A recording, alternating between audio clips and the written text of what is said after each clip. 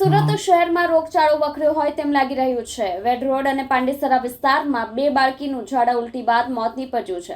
રોગચાળો વકરતા સરકારી હોસ્પિટલ દર્દીઓથી ઉભરાઈ હતી। સુરત રોગચાળાએ માઠું ઊંચક્યું છે, જેને લઈને હોસ્પિટલો દર્દીઓથી ઉભરાવા લાગી છે, જેના લીધે સુરત શહેરમાં ઝાડા ઉલટીના કેસમાં નોંધપાત્ર વધારો પણ થઈ ગયો છે, જેને લઈને આરોગ્ય વિભાગ દોડતું થઈ ગયું છે। વેડ રોડ વિસ્તારમાં માત્ર 3 માસની બાળકીને ઝાડા ઉલટી થયા બાદ તેનું મોત થયું હતું, જ્યારે પાંડેસરા વિસ્તારમાં રહેતા શ્રમિક પરિવારની 8 મહિનાની બાળકીનું ઝાડા ઉલટી અને તાવ આવ્યા બાદ મોત નીપજ્યું છે।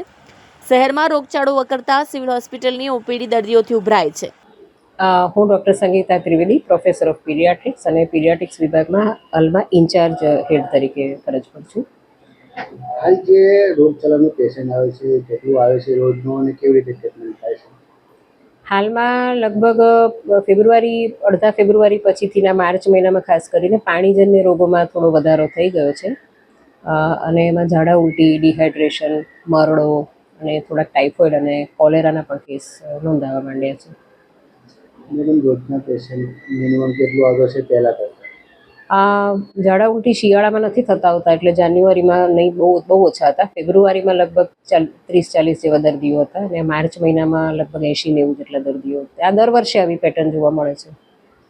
મેડમ, આમાં વિસ્તાર કઈ નક્કી હોય છે, કઈ વિસ્તારથી વધારે આવે છે અને આમાં કઈ એસએમસીમાં જાણ કરવામાં આવે છે? હા, આ લગભગ હમણાં અમે જોઈએ છે તેમાં પાંડેસરા, વેડ રોડ, ઊન એવા વિસ્તારોમાંથી થોડાક દર્દીઓ વધારે નોંધાઈ રહ્યા છે અને અમારી રેગ્યુલર દર અઠવાડિયે આ જે IDSP જેને કહીએ ઇન્ફેક્શિયસ ડિસીઝ સર્વેલન્સ પ્રોગ્રામ, એના અંતર્ગત આ જે ડેટા હોય છે તમામ, તેની આખું વર્ષ દરેક રોગચાળાની નોંધ થતી હોય છે અને એ અમે કોમ્યુનિટી મેડિસિન વિભાગને સુપ્રત કરીએ છીએ અને તેમના દ્વારા SMCને જાણ કરવામાં આવે છે। મેડમ, ઝાડા ઉલટીમાં 2નું મોત પણ થયું છે, એ શું હોય? એક મોત ઝાડા ઉલટીના લીધે નથી થયું। 8 મહિનાની એક બાળકી પાંડેસરા વિસ્તારમાંથી 108 દ્વારા લાવવામાં આવેલી હતી અને એને અમારે જે તાત્કાલિક સારવાર વિભાગમાં છે ત્યાં મૃત અવસ્થામાં જ લાવવામાં આવી હતી। એ પહોંચી ત્યારે મૃત અવસ્થામાં હતી, એટલે ફરજ પરના કેઝ્યુઅલ્ટી મેડિકલ ઓફિસરે એને મૃત જાહેર કરેલી હતી। એને 3 દિવસથી તાવની હિસ્ટ્રી હતી, એને ઝાડાની કોઈ હિસ્ટ્રી નથી।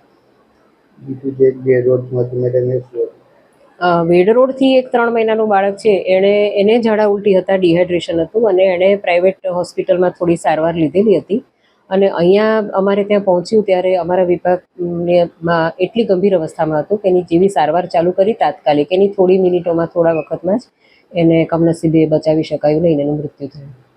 હાલ જે રોગચાળો થઈ રહ્યો છે તે ઘરના જે લોકો છે એ પાછળ છોકરાઓને કેવી રીતે ધ્યાન રાખવું જોઈએ?